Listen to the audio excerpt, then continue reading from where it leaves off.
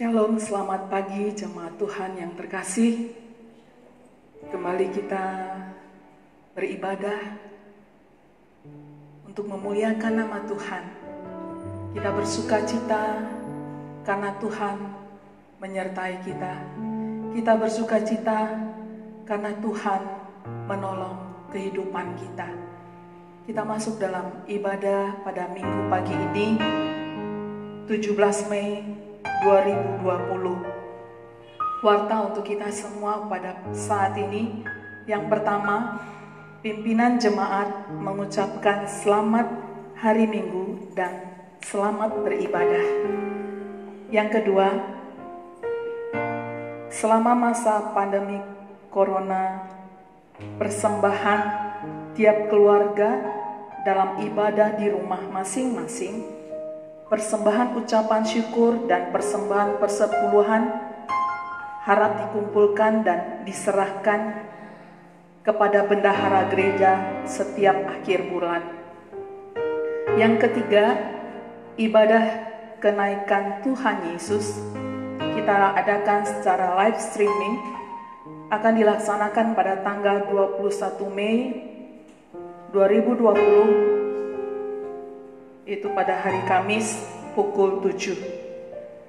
Yang keempat, diberitahukan kepada jemaat sekalian bahwa minggu depan kita akan mengikuti ibadah live streaming oleh GMI Wilayah 2 yang diadakan pada pukul 10 dalam rangka peringatan Hari Aldersgate 24 Mei 2020. Yang kelima, majelis dan seluruh jemaat mengucapkan selamat ulang tahun kepada yang berulang tahun minggu ini, Pendeta Lydia Utabara 17 Mei. Yang kedua, Benedikta Abiasa Excelio 17 Mei. Demikianlah warta jemaat pada minggu pagi ini. Mari jemaat Tuhan, kita bangkit berdiri, kita masuk dalam ibadah pada saat ini. Mari kita bersaat teduh.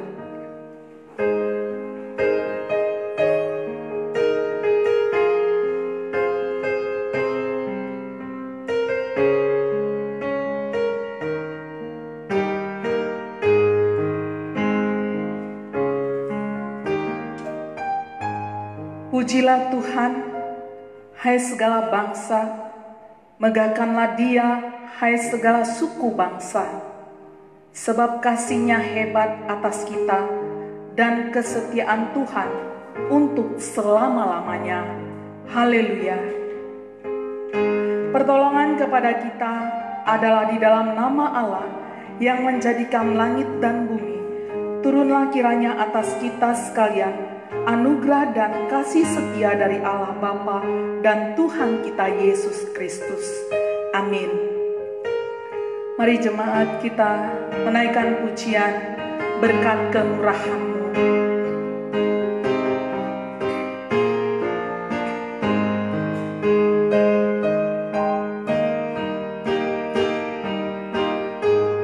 Kau hiasi kehidupanku dengan kemurahan-Mu.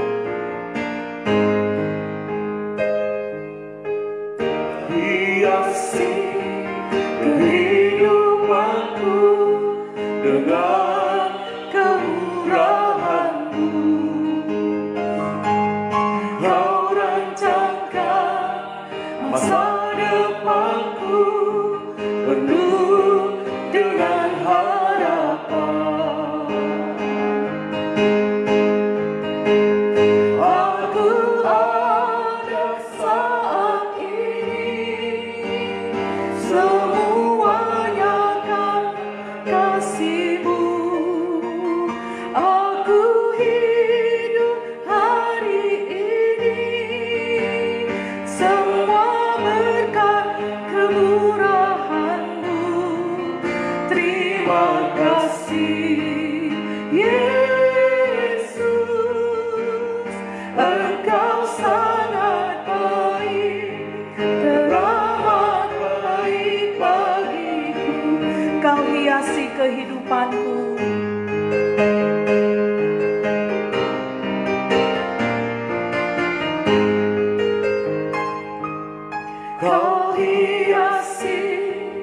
kehidupanku dengan kemurahan-Mu.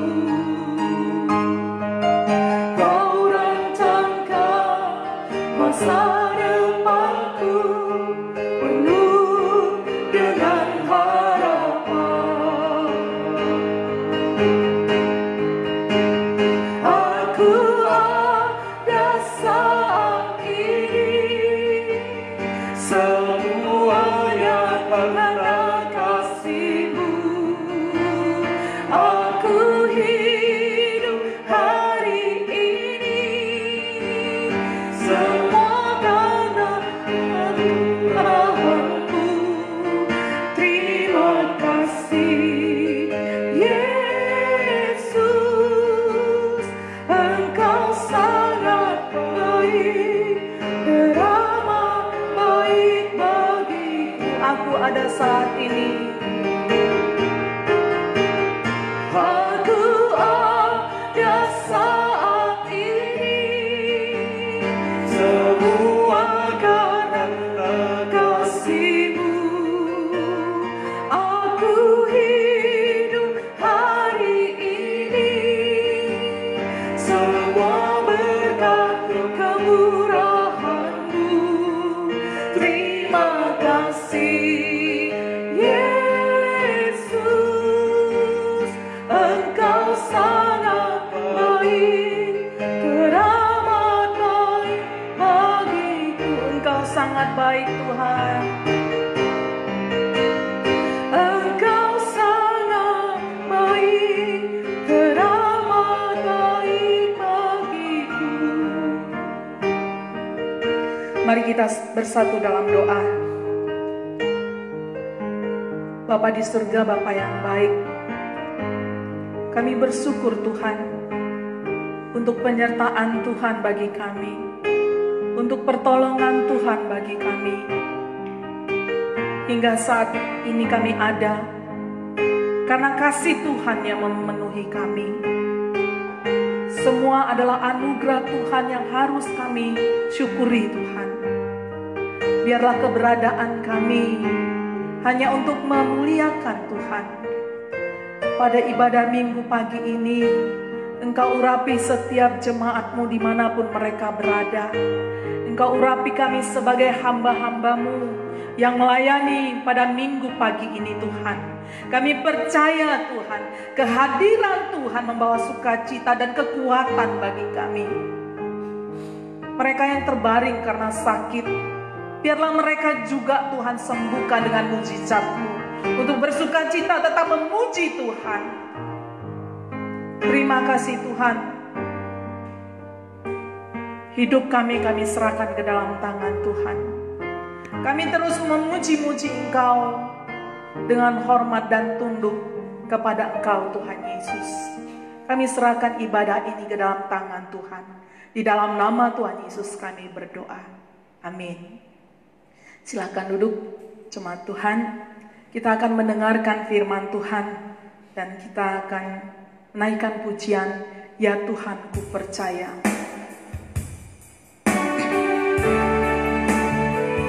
Ya Tuhan ku percaya, aku percaya. Lewati lembah air mata, aku tetap percaya.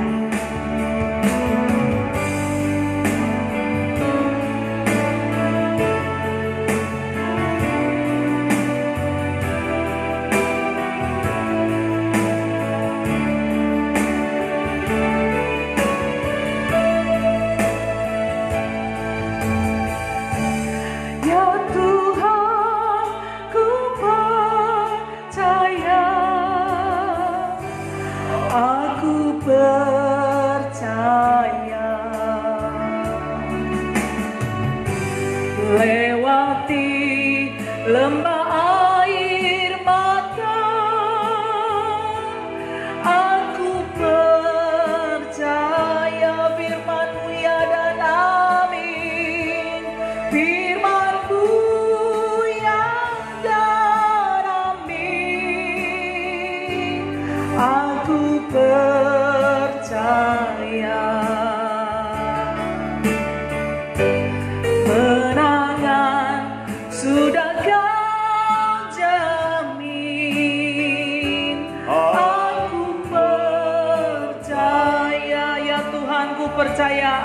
percaya. Ya Tuhan, ku percaya, aku percaya. Lewati lembah air mata, aku percaya firman-Mu ya dan amin. Firman-Mu ya dan amin. Aku percaya.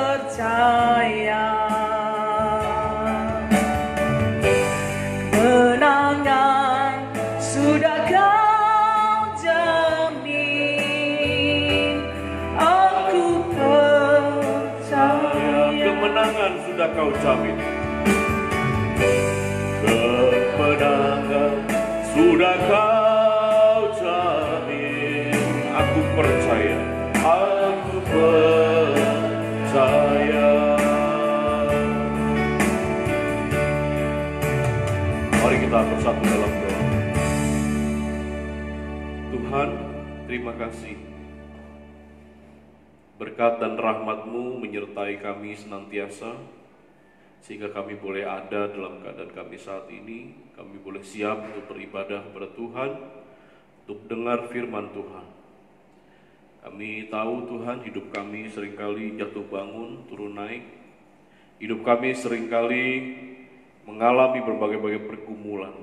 Tapi lagu kami hari ini, bahwa melewati lembah air mata, kami percaya bahwa kemenangan sudah diberikan kepada kami semua. Kami adalah orang-orang yang lebih daripada pemenang. Tuhan telah mengerjakan semuanya bagi kami. Tuhan telah memberikan kemenangan itu kepada kami, tanpa kami harus memperjuangkan kemenangan itu. Biarlah kami terus berpegang kepada Tuhan. Kami mengingat bahwa semua dalam kehidupan kami adalah berkat anugerah Tuhan saja. Terima kasih Tuhan. Sebentar kami mau renungkan firman Tuhan. Biarlah ini boleh menjadi kekuatan bagi kami. Yesus menjanjikan penghibur. Roh Kudus sudah diberikan kepada kami. Biarlah kami boleh memahami kebenaran ini, boleh meyakin dengan sungguh-sungguh menghidupinya, dan terus kami boleh beroleh buah karena pekerjaan roh itu. Roh kebenaran di dalam hidup kami. Di dalam nama Tuhan Yesus kami berdoa. Amin. Shalom. Selamat pagi Bapak Ibu semua yang berada di rumah, bahkan dimanapun berada, mungkin di perjalanan tetap bisa mengikuti ibadah ini. Kita bersyukur kita sudah hampir 40 hari melewati masa Paskah. Ya, kita memasuki minggu ketiga atau keempat, dan 4 hari lagi, hari Kamis, kita akan merayakan momen kenaikan Kristus ke surga. Nah, saudara yang kasih Tuhan, sesuai dengan yang diagendakan oleh Gereja Metodis lewat Almanak, kita akan membahas firman Tuhan hari ini di dalam Yohanes pasal 14 ayat 15 sampai dengan ayat 21. Yesus menjanjikan penghibur. Demikian perikop yang diberikan, saya akan bacakan bagi kita semua, saudara. Yohanes pasal 14 ayat 15 sampai dengan 21.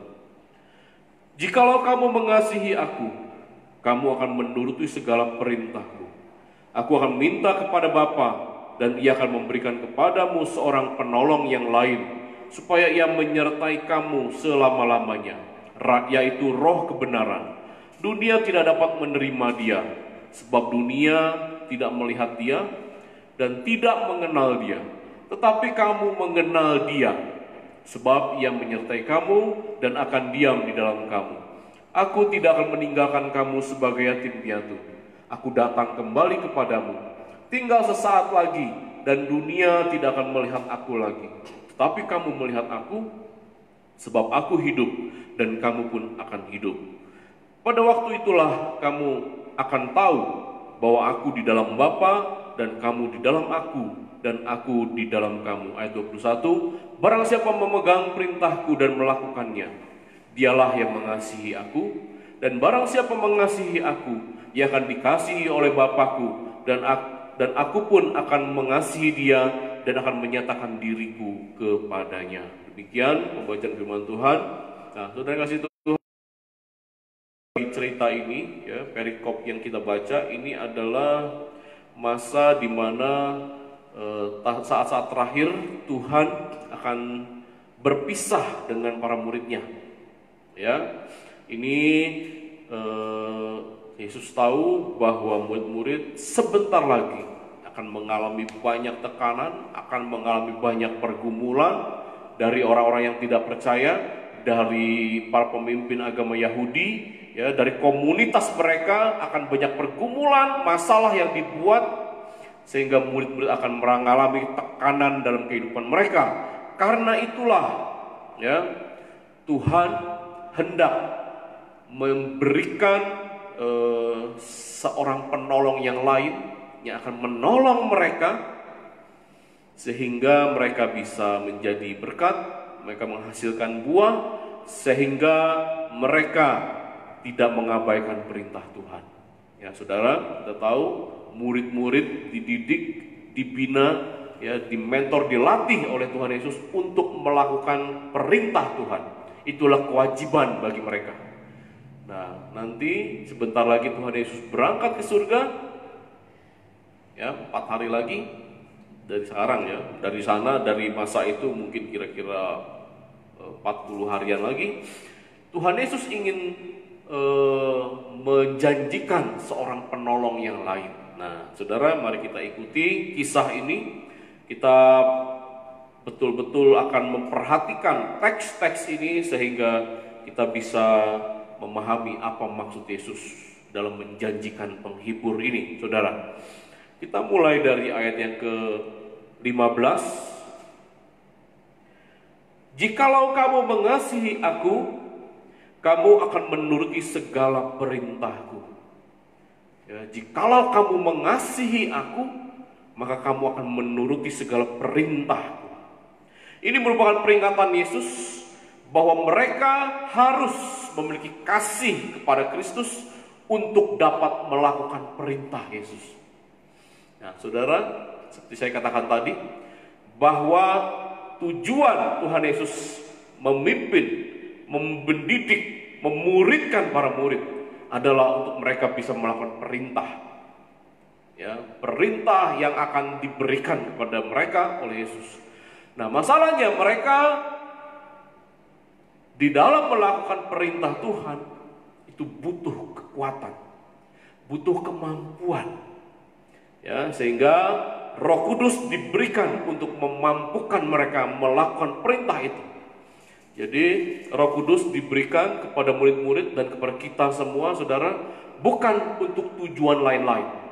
Ya, bukan untuk tujuan jago-jagoan, hebat-hebatan, ya, show up, ya, untuk menunjukkan kemampuan kita. No, bukan.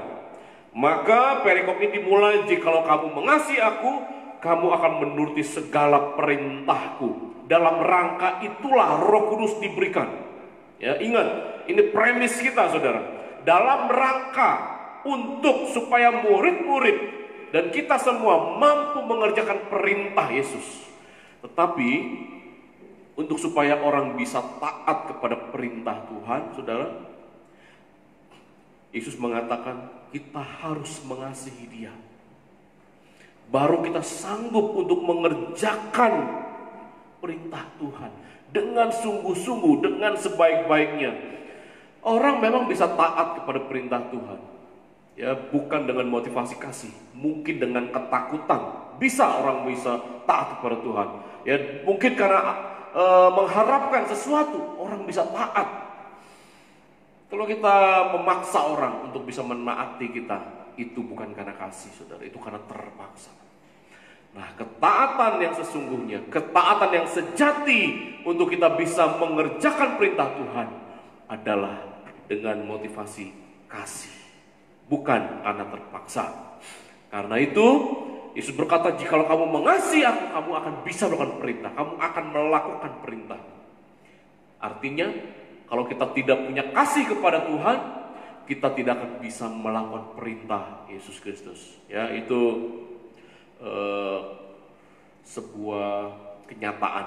Kalau kita mengasihi, kita bisa melakukan perintah dengan sungguh-sungguh. Kalau kita tidak punya kasih kepada Tuhan, kita tidak akan bisa melakukan perintah Yesus dengan sungguh-sungguh. Nah, itu sebuah saudara, ketentuan, sama seperti halnya kita dengan seseorang. Ya, kalau kita mengasihi orang lain, kita akan bisa sungguh-sungguh mengerjakan apa yang dia inginkan. Ya, kalau kita mengasihi anak-anak kita pasti ingin melakukan yang terbaik untuk anak-anak kita. Jadi kasih adalah satu-satunya dasar, satu-satunya landasan bagi kita untuk melakukan ketaatan, untuk melakukan sesuatu demi kebaikan orang yang kita kasihi. Nah, saudara kasih Tuhan, untuk itu kasih kita kepada Tuhan harus dijaga, harus ditingkatkan. Ada banyak orang menjadi percaya kepada Tuhan saat-saat ini, ya, bukan karena mengasihi Tuhan, mungkin karena mereka ingin mendapatkan sesuatu daripada Tuhan.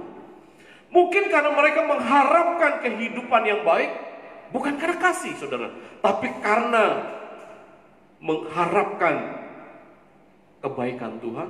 Boleh, tidak masalah. Ya, tetapi kalau sesuatu yang kita harapkan itu tidak diberikan Tuhan, karena Tuhan punya agenda lain kepada kita, maka kasih kita kepada Tuhan akan luntur, ketaatan kita kepada Tuhan akan luntur, saudara. Nah, untuk itu kita perlu meningkatkan kasih kita kepada Tuhan. Bukan hanya menjaga yang sudah ada, tapi kita harus tingkatkan kasih kepada Tuhan. Kita harus menyadari bahwa sifat manusia pada dasarnya kurang bisa mengasihi Tuhan. Ini fakta, saudara. Ya, ini kenyataan yang harus kita pahami, bahwa manusia dalam kedagingannya, dalam kenyataan yang berdosa, terikat oleh kuasa dosa, kurang bisa mengasihi Tuhan. Karena itu di awal ini Tuhan, jika kamu mengasihi aku, pada hakikatnya manusia kurang mengasihi Tuhan. Ya, sehingga kurang bisa taat kepada Tuhan. Manusia lebih mudah mengasihi diri sendiri dibanding mengasihi Tuhan. Manusia lebih suka mengasihi orang yang dia kasihi, yang mengasihi dia, dibanding mengasihi Tuhan yang tidak kelihatan. Ini kenyataan yang harus kita pahami.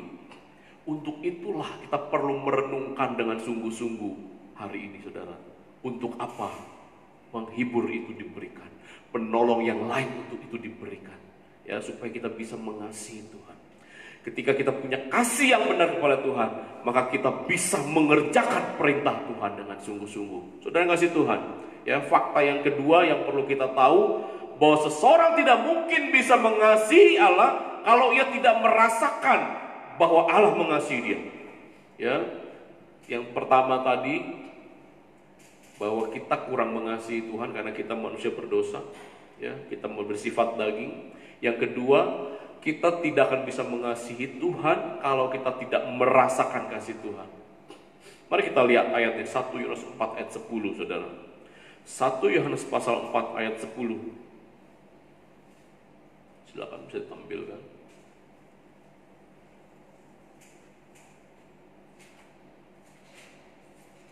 Inilah kasih itu, bukan kita yang telah mengasihi Allah, ya, bukan dari manusia, tetapi Allah yang telah mengasihi kita dan telah mengutus anaknya sebagai pendamaian bagi dosa-dosa kita.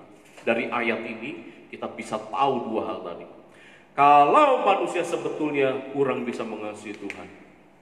Yang kedua, kalau manusia, kita semua tidak merasakan kasih Tuhan, ya, padahal kasih Tuhan sudah dicurahkan, kita tidak akan bisa mengasihi Tuhan. Nah, saudara kasih Tuhan, semakin kita bisa merasakan kasih Tuhan, maka kita akan semakin bisa mengasihi Tuhan. Untuk itu, bagaimana cara kita meningkatkan kasih kita kepada Tuhan? Menumbuhkan kasih yang terus bertambah kepada Tuhan. Bagaimana caranya, saudara? Kita harus banyak bersekutu dengan Tuhan. Sama seperti ranting tidak akan bisa menghasilkan sesuatu kalau dia tidak menempel kepada pokok anggur. Ya, Yohanes pasal 15 tentang pokok anggur yang benar. Yesus memberi perumpamaan, kamu tidak akan bisa melakukan apa-apa kalau kamu di luar aku. Ya, sama seperti ranting tidak akan bisa menghasilkan sesuatu kalau dia tidak menempel kepada pokok anggur. Untuk itu, ya, untuk bisa mengasihi Tuhan kita harus belajar, bahkan kita harus mendisiplinkan diri untuk terus bersekutu kepada Tuhan, untuk bisa terus mengejar hadirat Tuhan, untuk terus bisa bersekutu dan sungguh-sungguh menikmati Tuhan. Saudara kasih Tuhan, bersekutu dengan Tuhan harusnya bukan keterpaksaan. Untuk itu di tengah pandemi seperti sekarang, saudara, di mana untuk bersekutu secara jemaat, ya, secara korporat bersama seperti ini sangat susah sekali. Tapi kasih kepada Tuhan itu, ya, kerinduan untuk bersekutu dengan Tuhan tidak boleh pudar, saudara. Tidak boleh. Ya, ini cara kita mengasihi Tuhan. Kita harus terus terikat kepada Tuhan, menempel kepada Tuhan. Kita harus terus berelasi dengan Tuhan. Ya, lewat ibadah, lewat berdoa secara pribadi, lewat persekutuan yang diadakan di gereja kita, lewat Zoom, ya, bahkan melalui pembacaan Alkitab setiap hari, renungan setiap hari, itu bisa meningkatkan kita untuk mengasihi Tuhan, sehingga endingnya kita bisa mengerjakan perintah Tuhan. Nah, saudara kasih Tuhan, apa saja hal-hal yang bisa memadamkan kasih kita kepada Tuhan? Ini penting, saudara. Ini masih dalam ayat 15, ya. Apa saja dalam kehidupan ini yang bisa membuat kasih kita padam kepada Tuhan? Kasih kita menjadi tawar, menjadi dingin. Ya, yang pertama adalah dosa. Kehidupan di dalam dosa, ya, itu membuat kita jauh daripada Tuhan. Semakin kita tidak membutuhkan Tuhan, tidak merasakan kasih Tuhan. Kemudian yang kedua, karena kita terlalu mengasihi uang, ya, mencintai uang, mencintai dunia. Ini dosa, terlalu mencintai uang, ya, mencintai dunia, akan membuat kita terpisah semakin jauh dari Tuhan. Mungkin awalnya kita sungguh-sungguh mengasihi Tuhan, tetapi semakin kita mencintai dunia, cinta kepada Tuhan akan semakin pudar.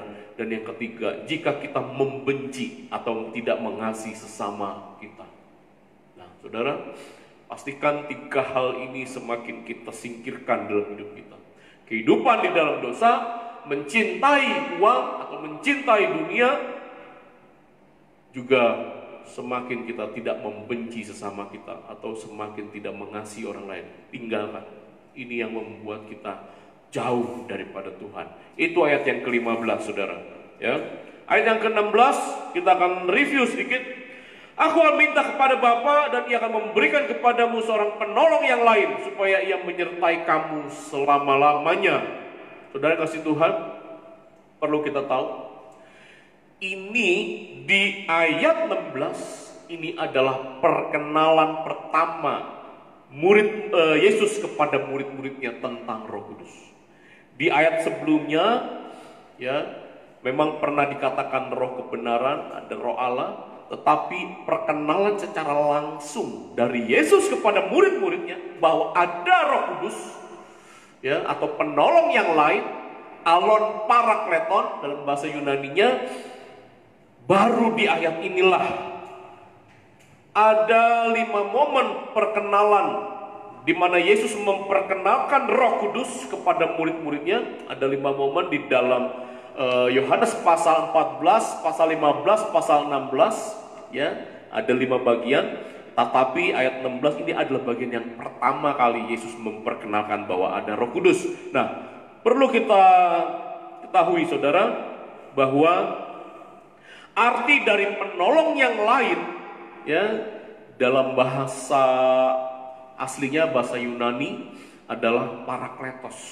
Penolong itu diberikan kata parakletos. Apa artinya, saudara? Dia adalah penolong yang lain. Alos parakletos, ya. Nah, jadi sebenarnya, saudara, ada beberapa pendapat mengenai ini. Ya, yang pertama, kita masih ada hubungannya dengan ayat 15 tadi. Pendapat pertama mengatakan begini, kalau kita mengasihi Tuhan, kita melakukan perintah Tuhan, maka kita akan diberikan Roh Kudus. Pernah dengar itu nggak, saudara? Semakin kita mengasihi Tuhan, semakin kita mengejar perintah Tuhan, melakukan perintah Tuhan, kita akan diberikan Roh Kudus. Tapi saya tidak yakin. Bukan itu. Siapa sih kita, manusia lemah, manusia berdosa ini, yang merasa kita bisa dengan kemampuan kita mengasihi Tuhan, melakukan perintah Tuhan? Justru sebaliknya. Karena kita perlu bisa mengasihi Tuhan untuk bisa mengerjakan perintah-perintah Tuhan yang besar, apalagi murid-murid pada hari itu, itulah makanya Tuhan memberikan Roh Kudus. Bukan karena kita sudah melakukan kita akan diberi, bukan. Tetapi untuk supaya kita bisa mampu melakukan, maka diberikan Roh Kudus. Karena Tuhan melihat kelemahan kita. Ya, karena Tuhan melihat kita tidak mampu, maka Dia berikan penolong yang lain. Ini kuncinya, saudara. Nah, saudara, apa maksud dari penolong yang lain? Ya, sebenarnya di dalam bahasa Yunani, untuk kata-kata yang lain ini ada dua kata yang sama, mirip tapi beda esensi. Yang pertama itu adalah alos, yang pertama adalah heteros, saudara. Apa itu heteros? Heteros adalah jenisnya sama, bentuknya sama, tetapi hakikatnya berbeda. Itu heteros. Kalau kata alos, jenisnya sama, bentuknya sama, hakikatnya sama, mutunya, kualitasnya sama. Saya kasih contoh begini, saudara. Kemarin saya merenung-renungkan kalimat apa, contoh apa yang tepat untuk menggambarkan yang lain ini dalam bahasa aslinya. Ya, ingat heteros dan alos. Beberapa bulan yang lalu saya berangkat pergi mau ke Jakarta, saudara. Dari Pagar Alam mau ke Jakarta. Saya berangkat diantar Pak Agus, naik bus di mana itu? Di mana itu? Di pool bus di dekat sini tuh. Bus apa? Bus Melati. Saya diantar Pak Agus malam jam 9 ke pool bus Melati Indah, saudara. Ya, saya naik bus dari situ. Sebenarnya udah lewat, Pak Agus kejar sampai Simpang Mana. Naiklah saya di situ, Simpang Mana. Top, bus Melati Indah. Kira-kira jalan 5 kilo, 6 kilo, bus itu mogok, saudara. Udah malam, jam 10 lewat, busnya mogok. Saya dengar di belakang kotrak-atrek, montir berusaha perbaiki. Setengah jam lebih, tidak betul-betul, masih mogok. Saya tanya kepada kondekturnya, Pak, gimana Pak? Tenang Pak, nanti akan ada bus yang lain. Sebentar lagi bus yang lain akan datang. Nah, cocok sekali nih kata yang lain nih, saudara. Jadi saya jelaskan, kalau bus yang lain yang akan datang adalah sama seperti bus yang saya tumpangi yang mogok itu, busnya sama, ya, ukurannya sama, jenisnya sama, esensinya sama, sama-sama bus, sama-sama kendaraan, itu dipakai kata alos. Kondektur itu bisa ngomong, alos akan datang. Kendaraan alos akan datang, ya. Alon parakleton, alos parakletos, ya. Kalau dia pakai bus yang berbeda, ya, mungkin bus-bus minibus, mobil-mobil carry, dia harus pakai kata heteros. Heteros akan datang untuk menggantikan bus yang rusak ini. Bisa paham, saudara, ya? Bisa paham, ya? Kalau busnya sama, ukurannya sama, jenisnya sama, esensinya benar-benar sama-sama kendaraan, maka pakai kata alos. Kalau carry yang datang, mobil-mobil kijang yang datang, dia pakai kata heteros, karena kendaraannya sama, ya, tapi jenisnya beda. Kecil, ya, lebih sedikit penumpangnya, tapi sama-sama kendaraan. Dia harus pakai kata heteros. Nah, di sini Tuhan Yesus pakai kata alos, penolong yang lain, yang sama dengan dia, ya, esensinya sama. Dia adalah Tuhan. Dia adalah pribadi ketiga dari Trinitas Allah Tritunggal. Nah, luar biasa. Nah, saudara kasih Tuhan, jadi mengapa Roh Kudus disebut sebagai penolong yang lain, yang sehakikat dengan Yesus? Karena Roh Kudus juga adalah pribadi ketiga dari Allah sendiri. Sama-sama berkualitas seperti Yesus. Ya, tidak berkurang sedikit dari Yesus, tidak sama dalam semua apa yang akan dikerjakan kepada jemaatnya. Nah, saudara kasih Tuhan, jadi untuk melihat bahwa Roh Kudus ini adalah pribadi yang lain, penolong yang lain yang sama sehakikat dengan Yesus Kristus. Dia adalah pribadi, bukan sekedar suatu kekuatan ya, seperti yang dipercayai oleh orang saksi Yehova. Roh Kudus hanya tenaga aktif, hanya kekuatan, hanya kesaktian lah gitu ya kalau kita bilang ya. Enggak. Kita bisa lihat dari beberapa ayat, Yohanes 14 ayat 26, Roh Kudus mengajarkan dan mengingatkan. Yohanes 15 ayat 26, Roh Kudus bersaksi. Kisah Rasul pasal 15 ayat 28, Roh Kudus memutuskan. Roma 8 ayat 26, Roh Kudus membantu berdoa dengan keluhan-keluhan yang tidak terucapkan. Roh Kudus bisa membantu kita seperti itu. 1 Korintus 12 ayat 11, Roh Kudus mengerjakan dan memberikan karunia-karunia. Ya, karunia-karunia roh. Nah, jadi saudara, Roh Kudus disebut pribadi atau disebut penolong yang lain. Ya, yang sama sekualitas dengan Yesus Kristus karena dia adalah pribadi juga, bukan hanya sebuah kekuatan. Nah, jadi untuk apa? Siapa yang perlu ditolong? Ditolong dari apa? Ditolong supaya apa, saudara? Ya, kalau Yesus janjikan dia akan mengutus seorang penolong yang lain, siapa yang perlu ditolong? Ditolong dari apa? Ditolong supaya bagaimana?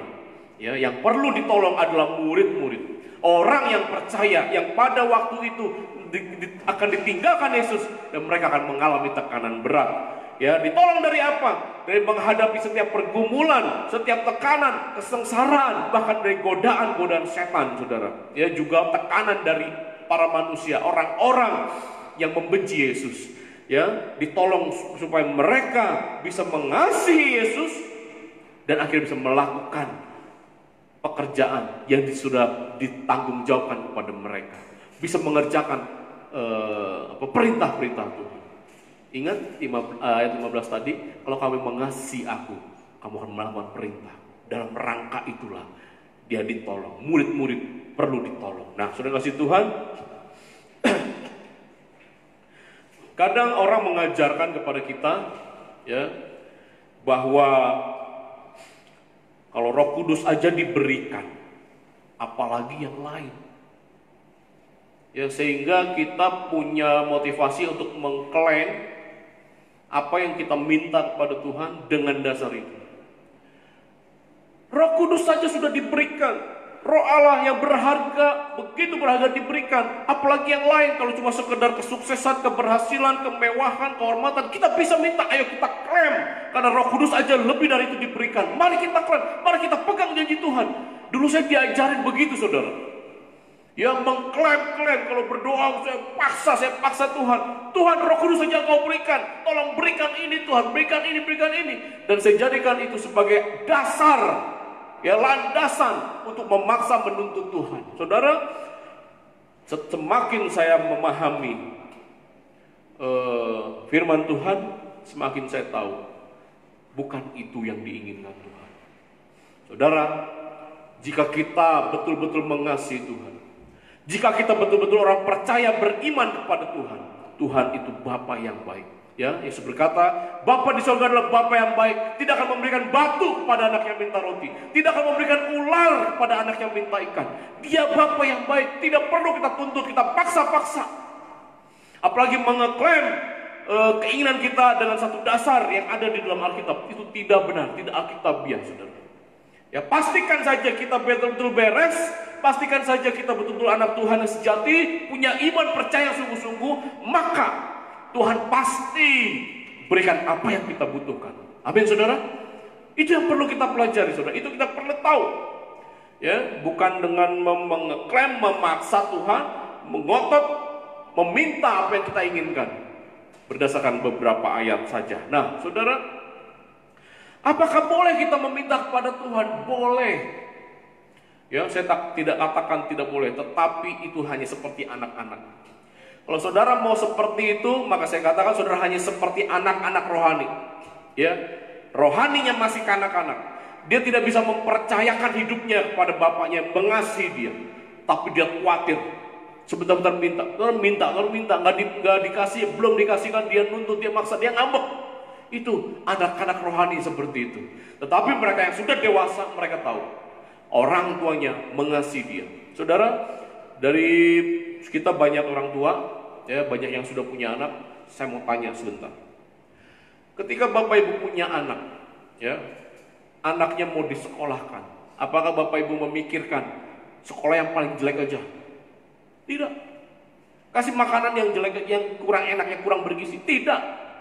Ya, sebagai seorang tua, Bapak Ibu pasti sudah memproyeksikan anak-anaknya harus jadi yang paling hebat, pendidikan yang terbaik, makan minum yang bergizi, yang sehat. Itu yang Bapak Ibu sudah rencanakan untuk anak-anak Bapak Ibu.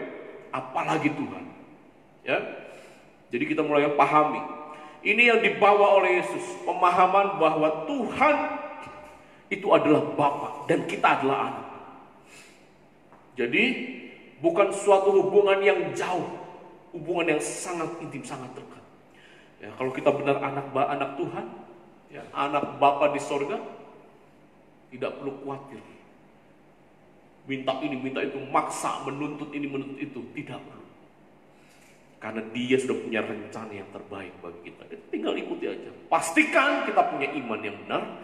Pastikan hidup kita sesuai kehendak Tuhan. Pastikan itu.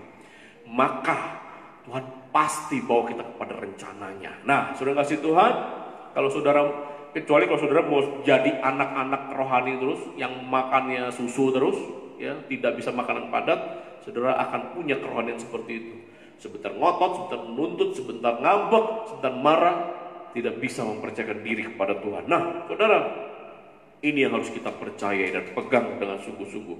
Aku akan minta kepada Bapa, Ia akan memberikan kepadamu seorang penolong yang lain, ya, supaya menyertai kamu selama-lamanya. Saudara, kata menyertai kamu selama-lamanya ini menjelaskan bahwa Roh Kudus sekali diberikan, ya, dia tidak akan pernah dicabut kembali. Sekali dia diberikan kepada kita, karena iman kita percaya kepada Tuhan, kita diberikan Roh Kudus, ya, itu tidak mungkin dicabut lagi. Oh, saya ini manusia masih berdosa, masih lemah, saya berdosa, melakukan sebuah kekeliruan. Roh Kudusnya pergi, cabut lagi. Nanti saya bertobat, Tuhan ampuni saya. Roh Kudus datang lagi. Ya, terus saya bersalah lagi, saya bertobat lagi. Kemudian Roh Kudusnya pergi, bolak-balik. Tidak, ya, itu tidak benar. Ya, supaya Ia menyertai kamu selama-lamanya, artinya Dia akan tetap tinggal. Hanya kalau hidup kita jauh dari Tuhan, ya, kita hanya mengasihani diri sendiri, kita terus mendukakan Roh Kudus yang sudah ada di dalam kita. Semakin Roh Kudus didukakan, dia akan semakin melepaskan pengaruhnya dalam hidup kita. Apalagi kalau kita tidak pernah mendengarkan dia, kita selalu menolak, ya, semua inspirasi dia, kita akan tidak mengalami pimpinan Roh Kudus. Nah, saudara, udah demikian jauh, baru 2 ayat yang kita review. Kita lihat ayat ketiga, ayat 17, yaitu Roh kebenaran. Dunia tidak dapat menerima dia, sebab dunia tidak melihat dia dan tidak mengenal dia. Tetapi kamu mengenal dia, sebab ia menyertai kamu dan akan diam di dalam kamu. Yaitu Roh kebenaran. Mengapa seorang penolong yang lain disebut Roh kebenaran, saudara? Karena Roh Kudus adalah kebenaran itu sendiri. Ia memimpin orang kepada kebenaran. Ia menginspirasikan, yang mewahyukan para nabi, para murid, para rasul untuk menuliskan kebenaran. Ingat Yohanes pasal 17 ayat 17, firman-Mu adalah kebenaran. Ya, jadi Roh Kudus disebut Roh kebenaran karena dia yang menginspirasikan kebenaran itu. Dia memimpin kita kepada kebenaran. Dia memampukan kita untuk berjalan dalam kebenaran. Dia sumber inspirasi bagi para nabi, bagi para rasul untuk menuliskan firman Tuhan, kebenaran. Jadi dia adalah Roh kebenaran. Nah, saudara, jika kita tidak menyukai firman Tuhan, kita tidak menyukai kebenaran, kita menolak kebenaran, jangan-jangan tidak ada Roh Kudus di dalam diri kita. Jangan-jangan Roh Kudus sudah kita reduksi betul, ya, keberadaannya dalam diri kita, sehingga kita bosan. Ada orang-orang Kristen yang kalau dengar khotbah itu pengennya hanya 15 menit saja, Pak. Kalau dengar firman Tuhan dijelaskan, Pak, jangan panjang-panjang. Saya prihatin, saudara. Bapak Ibu tahu, para hamba Tuhan, para pengkhotbah ketika dia menyiapkan sebuah materi yang untuk disampaikan, dia berdoa, dia menggumuli, dia sungguh-sungguh meminta hikmat dari Tuhan. Dan saudara bilang, aduh kepanjangan. Kenapa saudara? Ini perhatikan. Ya, Roh Kudus yang ada di dalam kita, itu yang menggerakkan kita, menarik kita kepada kebenaran. Karena ada roh kebenaran di dalam kita, maka kita haus akan kebenaran. Mereka yang tidak pernah merasa haus akan kebenaran, mereka harus mengoreksi diri sungguh-sungguh.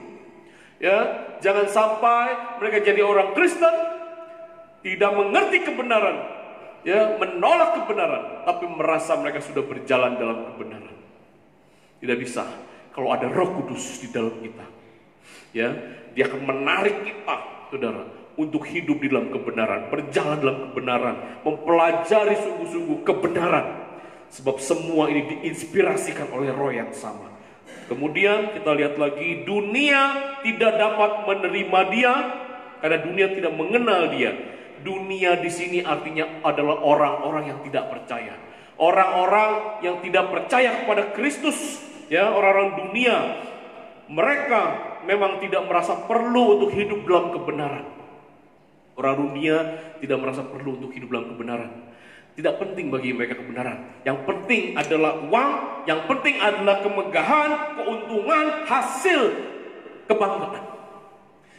Hidup dalam kebenaran bagi mereka tidak penting. Saudara, ini yang disebut dunia, ya, yang tidak mengenal dia. Dunia tidak melihat dia. Karena mereka adalah orang-orang yang tidak percaya. Mereka tidak merasa penting untuk hidup dalam kebenaran. Nah, banyak agama yang mengajarkan pengikut-pengikutnya untuk meninggalkan keduniawian. Apakah ini termasuk orang dunia? Sama. Ya, siapapun mereka, kalaupun mereka bermeditasi saat bertahun-tahun di tempat yang sunyi, meninggalkan keduniawian. Tapi kalau mereka tidak percaya Yesus Kristus, ya, itu digolongkan sebagai orang-orang dunia. Tidak mengenal mereka, dunia tidak mengenal Yesus, dunia tidak bisa melihat dia, melihat Roh Yesus Kristus, Roh Kudus ini, saudara, penolong yang lain.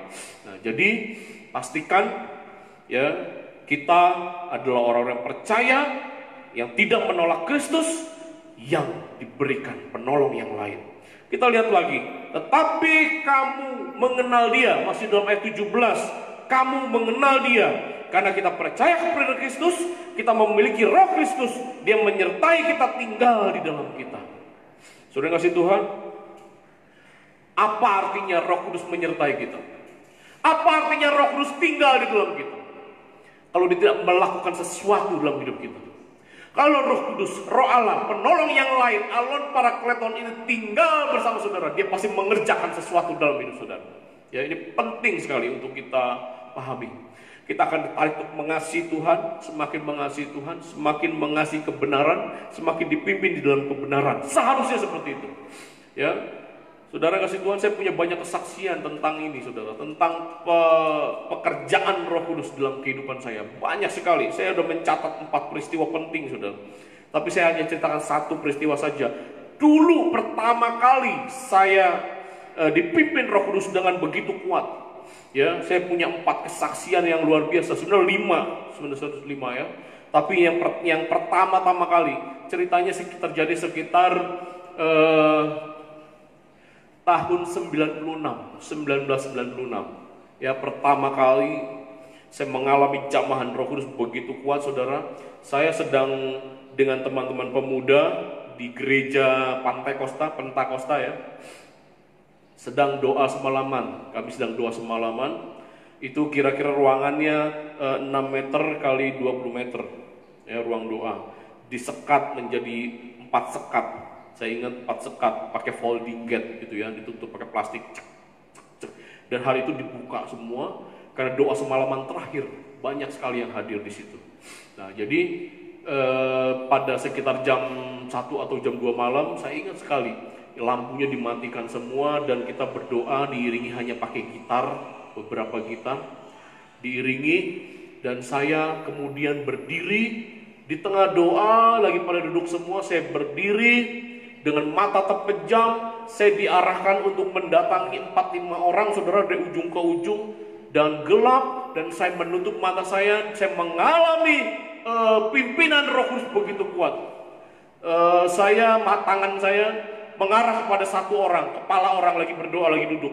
Saya tumpang tangan dan saya berdoa untuk dia. Ada 5 orang sampai di ujung sana, kemudian saya balik ke tempat yang sama, tempat saya duduk, dengan tanpa sekalipun melihat mata saya, ya, karena gelap juga, saya tidak lihat. Padahal di tengah-tengah itu ada relnya folding gate, saudara. Folding gate itu kayak folding door yang di ruko-ruko, ya. Di ruko kan besi, tapi kalau folding gate dia plastik.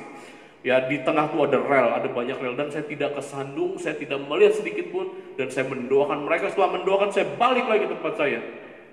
Bagi saya itu pekerjaan Roh. Roh memimpin saya.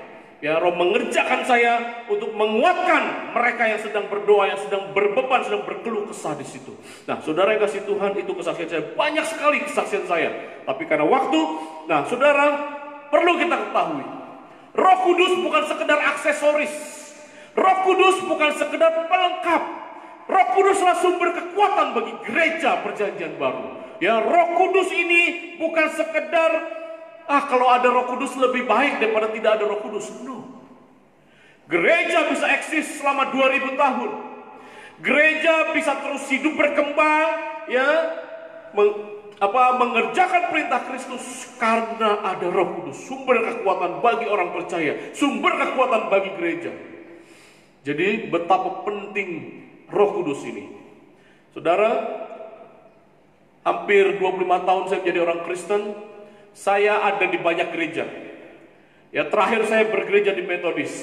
Tapi di awal saya di gereja di GPDI bertahun-tahun, saya di gereja Betani bertahun-tahun, saya di gereja-gereja Protestan lain. Jadi saya mengerti perbedaan tekanan, perbedaan teologi daripada gereja-gereja ini. Ada satu gereja yang sangat menekankan adanya Roh Kudus, sehingga dipaksa atau didorong untuk bisa berbahasa roh. Saya masuk di gereja itu. Saya bertahun-tahun di situ. Ya, saya juga ada di gereja Protestan yang merasa agak-agak takut kalau sudah ngomongin tentang karunia roh. Ya, itu di luar kemampuan kita untuk menghandle. Itu anugerah yang jarang-jarang dikasih. Udahlah, kita yang ada aja lah, bahas firman Tuhan. Doktrin aja diperkuat. Nah, saudara, saya mengalami 2 teologi ini. Dan saya juga punya teologi sendiri. Ya, saya percaya ada Roh Kudus, sumber kekuatan gereja, sumber kekuatan orang bagi orang-orang percaya yang diberikan ini, penolong yang lain yang diberikan kepada kita. Tapi saya juga harus memiliki pemahaman yang benar, ya, yang alkitabiah mengenai Roh Kudus ini, supaya kita tidak liar, supaya kita tidak menjadi tersesat, saudara. Karena apa? Dalam pengalaman saya, ketika kita berada di area itu sangat mungkin, sangat-sangat mungkin kita jatuh dalam kesesatan, ya, jatuh di dalam pemahaman yang salah, dalam gerakan-gerakan rohani yang salah. Dan saya banyak melihat itu, saudara. Ya, akhirnya orang yang dengan sungguh-sungguh tulus tanpa pengertian yang benar, sungguh-sungguh tulus mengejar Tuhan tanpa ajaran yang benar, akhirnya mereka kebablasan dan mereka disesatkan. Nah, hati-hati. Nah, saudara yang kasih Tuhan, itu ayat 17. Ya, Roh Kudus paling penting di dalam kehidupan orang Kristen. Jadi pastikan, ya, penolong yang lain ini menjadi bagian dalam kekristenan kita. Ayat 18 berkata, Aku tidak akan meninggalkan kamu sebagai yatim piatu. Aku datang kembali kepadamu. Yesus adalah bagian daripada Trinitas. Ketika dia pergi, dia mengutus penolong yang lain. Ya, dia tidak meninggalkan kita sebagai yatim piatu, tapi dia mengutus yang lain yang sama dengan dia untuk menyelesaikan pekerjaannya. Saudara kasih Tuhan, Roh Kudus diberikan untuk menolong kita, karena kita perlu ditolong. Ya, Tuhan tidak meninggalkan kita sebagai yatim piatu supaya kita merasa kita tetap pede, kita tetap sungguh-sungguh sama berjalan seperti Kristus ada di dalam dunia ini. Kira-kira begini saudara, ya, kalau dulu Musa mengemban amanat Bapa, ya, amanat Yahweh untuk membebaskan Israel, membawa Israel ke tempat yang berimbas susu dan madunya, tanah perjanjian. Musa tidak sampai kepada akhir dari bertugas itu. Musa meninggal di tengah jalan. Siapa yang gantikan? Yosua. Ya, Yosua pemimpin yang dibangkitkan Tuhan berikutnya untuk melanjutkan pekerjaan Musa. Kita tahu Elia berhadapan dengan 400 lebih nabi-nabi Baal, ya, anak buah daripada Raja Ahab. Kemudian Elia meninggal, dilanjutkan oleh Elisa. Kira-kira seperti itu saudara, ya. Yesus Kristus dia mengawali pekerjaannya, mengajarkan, ya, kebenaran kepada 12 murid, kepada 70 murid, dan kepada 120 murid mungkin, ya, di ring-ring berikutnya dia mengajarkan. Tetapi setelah itu pekerjaan harus dilanjutkan. Ya, berangkat Roh Kudus penolong yang lain datang untuk melanjutkan pekerjaannya. Bukan berarti Yesus angkat tangan sampai sekarang, tidak. Bukan berarti Yesus lepas tangan dan tidak mengerjakan apapun, bukan. Ya, ingat Trinitas ini saudara tidak bisa dipisahkan. Meskipun Trinitas pribadi yang bisa dibedakan, ada Bapa, Anak, dan Roh Kudus, tetapi mereka tidak bisa dipisahkan. Roh Kudus bekerja, Bapakku bekerja sampai selama-lamanya. Yesus pun bekerja. Nah, untuk itulah apa saudara kasih Tuhan, Trinitas ini tidak pernah absen dari pekerjaan. Nah, saudara kasih Tuhan, ayat 19 kita cepat saja. Tinggal sesaat lagi dan dunia tidak akan melihat aku lagi, tetapi kamu melihat aku, sebab aku hidup dan kamu pun akan hidup.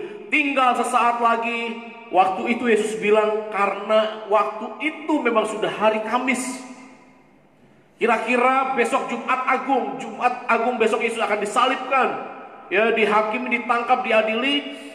Jadi tinggal sesaat lagi, sebentar lagi, 1-2 hari lagi saya akan tidak bersama-sama dengan kamu lagi. Saya akan ditarik, diadili, dimasukin penganiayaan, dan kemudian disalibkan. Tetapi kamu akan melihat aku, sebab aku hidup dan kamu pun akan hidup. Artinya bahwa karena Yesus hidup, kita juga hidup. Dan dia akan melihat kita hidup selama-lamanya bersama dengan dia. Ayat 20. Pada waktu itulah kamu akan tahu bahwa aku di dalam Bapakku, dan kamu di dalam aku, dan aku di dalam kamu. Oleh para pekerjaan dan pengajaran Roh Kudus, ya, mereka akan mengetahui hal-hal ini, bahwa aku di dalam Bapa dan kamu ada di dalam aku. Sebuah persekutuan, sebuah keterikatan, sebuah relasi yang tidak bisa terpisahkan saudara. Kalau kita ada di dalam Yesus, pasti kita ada di dalam Bapa juga. Sama seperti Yesus ada di dalam Bapa. Nah, inilah menggambarkan sebuah relasi, sebuah hubungan, keterikatan yang kuat saudara. Ya, pada waktu itu kita akan tahu bahwa Roh Kudus di dalam kita,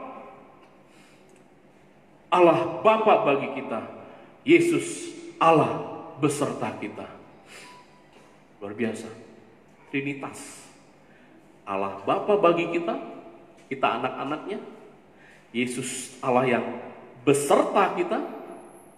Roh Kudus Allah yang tinggal di dalam kita. Apalagi yang kurang.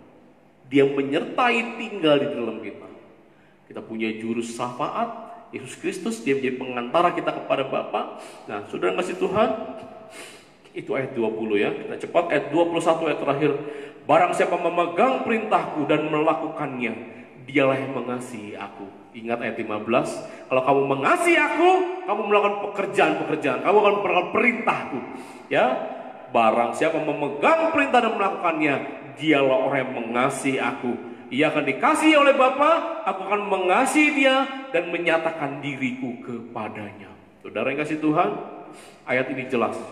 Roh Kudus diberikan, ya, penolong yang lain diberikan, bukan untuk membuat kita terkenal, populer, untuk kita hebat. Orang sakit mana orang sakit? Sembuh.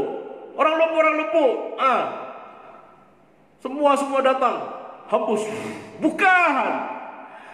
Roh Kudus diberikan supaya kita bisa mengasihi Tuhan. Setelah kita mengasihi Tuhan, maka kita mampu untuk melakukan pekerjaan perintah-perintah Tuhan. Ini yang paling penting, melakukan perintah Tuhan. Untuk itu kita butuh penolong yang lain, Allah Parakleton, Roh Kudus. Nah, saudara, dan kalau kita sudah melakukan perintah Tuhan, kita berkata, ia akan dikasihi oleh Bapakku, dan aku pun mengasihi dia, dan aku akan menyatakan diriku kepadanya. Apa maksudnya Tuhan menyatakan diri kepada kita? Artinya apa, saudara? Artinya dia tidak akan meninggalkan kita. Artinya sungguh-sungguh dia akan berserta dengan kita. Realitas kehadiran Kristus kita alami hari demi hari. Kristus bukan Allah, Tuhan yang jauh, yang transenden, tidak tersentuh. Tidak. Aku akan menyatakan diriku kepadanya. Artinya dia akan bersama dengan kita. Kita akan merasakan kehadirannya. Kita akan melihat dia, bukan dengan mata ini, saudara. Ya, kita akan melihat dia dalam keadaannya kelak, dalam kemuliaannya. Artinya, jika kita mengasihi Tuhan, jika kita ingin melakukan perintah Tuhan, kita membutuhkan kasih. Kita perlu Roh Kudus untuk kita bisa mengasihi Tuhan, mengasihi kebenaran, hidup dalam kebenaran, baru kita bisa melakukan perintah Tuhan di dalam kebenaran. Jadi Yesus menjanjikan penghibur ini, saudara, ini berkisah kira-kira bahwa Tuhan Yesus tahu apa yang akan kita alami dalam kehidupan kita di dalam mengikut Tuhan, dan juga dia tahu bahwa kita membutuhkan penolong yang lain. Siapakah penolong yang pertama? Penolong yang pertama adalah Kristus. Dia kembali pada Bapa, tapi dia tidak meninggalkan kita sebagai yatim piatu. Dia akan memberikan kepada kita, ya, penolong yang lain, Allos Parakletos. Jadi pastikan kita pun memilikinya di dalam diri kita. Amin, saudara. Yakin bahwa kita memiliki Roh Kudus?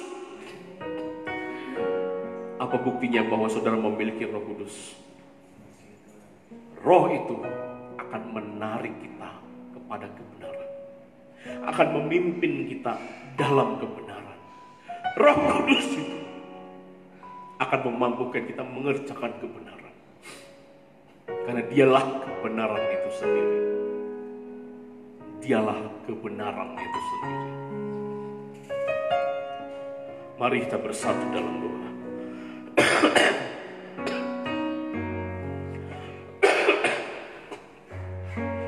Terima kasih Tuhan, firman-Mu sudah kami dengarkan. Jikalau kamu mengasihi aku, maka kamu akan melakukan segala perintah-perintah. Biarlah kami boleh mengerjakan perintah sampai akhir hidup kami, Tuhan. Kami setia, kami taat di dalam perintah itu. Perintah untuk menyatakan kebenaran, perintah untuk membawa jiwa-jiwa bagi Tuhan, perintah untuk menghasilkan buah-buah yang nyata, buah-buah roh. Perintah untuk kami bisa mengasihi sesama kami manusia. Perintah untuk kami mengerjakan amanat agung. Kami membutuhkan Parakletos. Kami membutuhkan penolong yang lain. Di samping menghibur, di samping menginsafkan dunia akan dosa, mengingatkan kami akan dosa, di samping untuk mengerjakan semua yang Tuhan perintahkan, kami juga butuh dihibur. Kadangkala duka cita, kesengsaraan, kesulitan membuat iman kami tawar kepada Tuhan. Berbagai kesulitan dalam kehidupan membuat kami menjadi dingin kepada Tuhan. Allah Roh Kudus, Engkau yang hadir dan menyertai gerejamu, menyertai umatmu. Engkau yang saat ini sedang dibicarakan di dalam mimbar ini. Biarlah Engkau bekerja menjamah kami semua, yang membuka hati kepadamu. Biarlah roh yang sama yang diutus oleh Yesus Kristus itu, yang sudah dicurahkan itu boleh menjamah kami saat ini.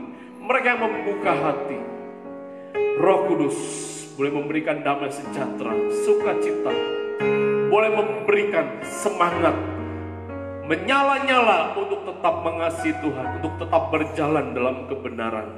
Meskipun melewati lembah air mata, melewati berbagai-bagai duka, kami tahu perjalanan ini akan berakhir pada waktunya. Dan di akhir perjalanan, mahkota itu sudah menjadi bagian dalam hidup kami. Mahkota itu sudah siap menanti kami. Biar kami boleh melihat akan hal itu Tuhan. Kami mau berdoa untuk jemaat Tuhan, jemaat GMI Kasih Karunia, mereka yang sakit, mereka sedang mengalami kelemahan tubuh. Kiranya Tuhan boleh menguatkan mereka, iman mereka, fisik mereka. Tuhan boleh menyembuhkan penyakit mereka. Mereka boleh berharap senantiasa kepada Tuhan. Berdoa untuk yang sedang berulang tahun, Excel dengan Bu Pendeta. Kiranya Tuhan juga tidak melepaskan mereka dari kasih anugerah Tuhan. Mereka boleh ada sampai hari ini karena berkat dan kemurahan Tuhan. Biar mereka bersyukur kepada Tuhan. Apa yang menjadi cita-cita harapan kehidupan mereka, Tuhan sendiri yang bekerja merealisasikannya bagimu. Kami berdoa untuk usaha dan pekerjaan dari jemaat Tuhan. Biarlah mereka yang sedang mengalami dampak daripada pandemi ini, dalam usaha pekerjaan mereka tetap mengandalkan Tuhan. Percaya bahwa Allah kami adalah Bapa yang baik, Bapa yang memberikan kebutuhan anak-anak yang sesuai dengan kekayaan dan kemuliaan dalam Kristus. Bapa yang baik tidak akan memberikan batu kepada anak yang minta roti. Dan saya berkata kepada para anak Tuhan yang mengalami dampak dari pandemi ini, berpeganglah kepada Tuhan. Andalkanlah Tuhan senantiasa. Dia selalu bisa diandalkan. Dan kami berdoa juga untuk kehidupan rohani jemaat. Di tengah masa pandemi ini, biarlah para jemaat Tuhan tetap menjaga kasih mereka kepada Tuhan. Tetap meningkatkan kasih mereka kepada Tuhan dengan menjaganya untuk bersekutu kepada Tuhan, terus melekat kepada Tuhan seperti ranting anggur yang tidak lepas daripada pokok anggur. Kami tahu ini adalah masa-masa yang tidak menyenangkan, yang kurang mendukung bagi pertumbuhan rohani kami. Tapi kami percaya semua ada dalam kendalinya Tuhan. Tuhan yang lebih tahu apa yang kami butuhkan. Kami berdoa juga Tuhan untuk Pendeta Winti dan Pendeta Sending yang sedang sakit hari-hari ini Tuhan. Sakit yang berat. Tuhan, kami mohon jamahan-Mu Tuhan. Allah Roh Kudus, Engkau yang menguatkan mereka. Engkau yang penghibur sejati. Engkau memberikan semangat, sukacita, damai sejahtera yang melampaui akal pikiran, sehingga iman mereka tidak menjadi gugur. Meskipun tubuh fisik mereka semakin merosot, tetapi rohani mereka semakin menyala-nyala, semakin kokoh, semakin mengandalkan Tuhan, berharap hanya kepada sumber kehidupan Engkau sendiri ya Tuhan. Terima kasih. Kami percaya Engkau punya rencana dan maksud yang indah bagi kedua hamba-Mu ini Tuhan. Biar kedua hamba-Mu Tuhan tetap tegak berdiri, beriman hanya kepada Tuhan. Terima kasih. Tidak ada yang memisahkan mereka dari kasih Kristus. Baik itu pedang, kelaparan, sakit penyakit, kesulitan demi kesulitan. Tidak ada yang bisa memisahkan kami dari kasih Kristus. Biarlah kedua hamba-Mu Tuhan berpegang pada firman-Mu Tuhan. Kami berdoa juga untuk bangsa dan negara Indonesia. Di tengah masa pandemi ini Tuhan, kami berdoa untuk stabilitas ekonomi, keamanan dan politik bagi bangsa ini, bagi negara kami tercinta. Tuhan kiranya mengarahkan para pemimpin-pemimpin bangsa ini Tuhan, untuk mereka mengambil keputusan di dalam rencana Tuhan, mengambil keputusan kebijakan dalam masa pandemi ini, dalam hal keuangan, politik, dalam hal keamanan. Mereka tetap mempertimbangkan segala sesuatu. Tuhan berikan hikmat kepada mereka, kebijaksanaan kepada mereka. Dan kami berdoa kiranya COVID-19 ini Tuhan bisa segera teratasi. Tuhan sedang memberikan kesempatan kepada banyak orang untuk mereka meneliti, para ilmuwan untuk mereka menghasilkan antivirus ataupun obat-obat bagi penyakit ini. Kami mohon kiranya Tuhan memberikan waktu bagi kami untuk kami kembali bisa merasakan kebebasan di alam-Mu ini. Terima kasih Tuhan. Ini doa kami alaskan di dalam satu nama yang agung, nama Yesus Kristus. Haleluya. Amin.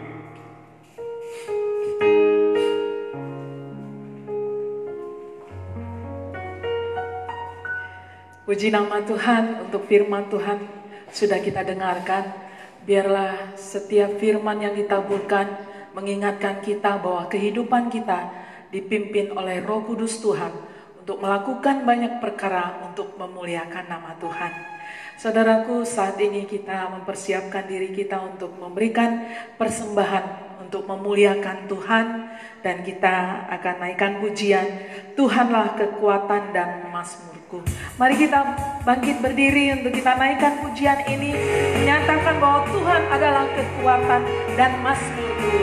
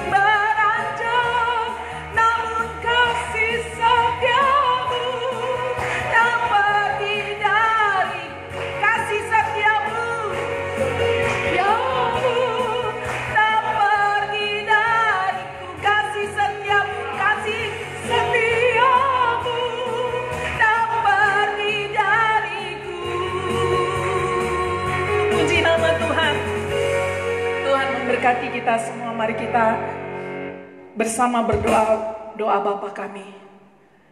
Bapa kami yang di surga, dikuduskanlah namamu, datanglah kerajaanmu, jadilah kehendak-Mu di bumi seperti di surga. Berilah kami pada hari ini makanan kami yang secukupnya, dan ampunilah kami akan kesalahan kami, seperti kami juga mengampuni orang yang bersalah kepada kami. Dan jangan bawa kami dalam pencobaan, tapi lepaskan kami daripada yang jahat. Karena Engkau yang punya kerajaan dan kuasa dan kemuliaan sampai selama-lamanya. Amin. Doksologi.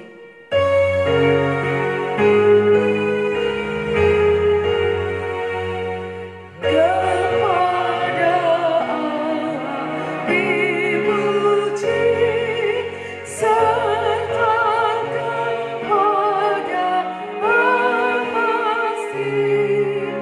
Roh Kudus muliakan, berkuasa dan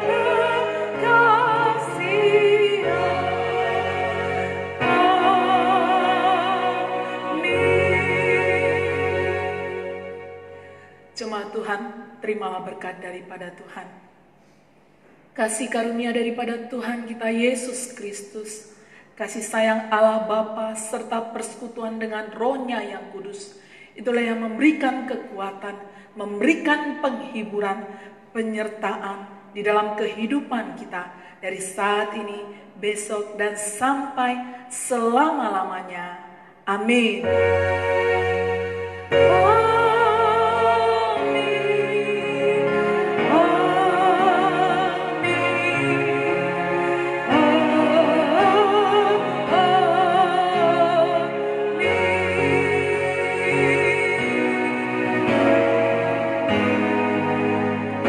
Jemaat Tuhan, silakan duduk, kita berdoa syukur dalam teduh kita.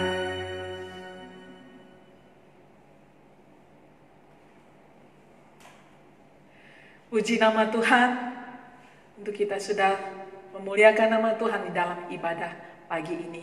Dan biarlah Tuhan memberkati untuk ibadah-ibadah kita selanjutnya. Dan biarlah kita hidup dan berkenan di hadapan Tuhan. Haleluya, selamat hari Minggu. Shalom.